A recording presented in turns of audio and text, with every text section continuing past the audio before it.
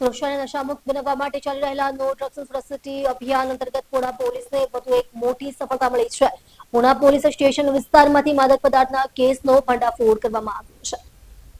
Police commissioner Shri Surat શહેરના માર્ગદર્શન હેઠળ તેમજ ખાસ પોલીસ કમિશનર સેક્ટર 1 નાયબ પોલીસ કમિશનર ઝોન 1 અને મદદનીશ પોલીસ કમિશનર બી ડિવિઝનના માર્ગદર્શન મુજબ માદક પદાર્થોની હેરાફેરી અને પેડલરો વિરુદ્ધ કડક કાર્યવાહી હાથ ધરવામાં આવી રહી છે. આ અન્વયે પુણા પોલીસ સ્ટેશનના police inspector Shri VM Desai, RH મોરી અને DK ગમરાના માર્ગદર્શન હેઠળ સર્વેલન્સ સ્ટાફ દ્વારા કામગીરી હાથ ધરવામાં આવી હતી. દરમિયાન સર્વેલન્સ સ્ટાફને મળેલી બાતમીના આધારે ઉમરવાડા વિસ્તારના રાજીવનગર ઝુંપડપટ્ટી સાંઈબાબા ગલીમાં આવેલ એક મકાન પર રેડ કરવામાં આવી હતી.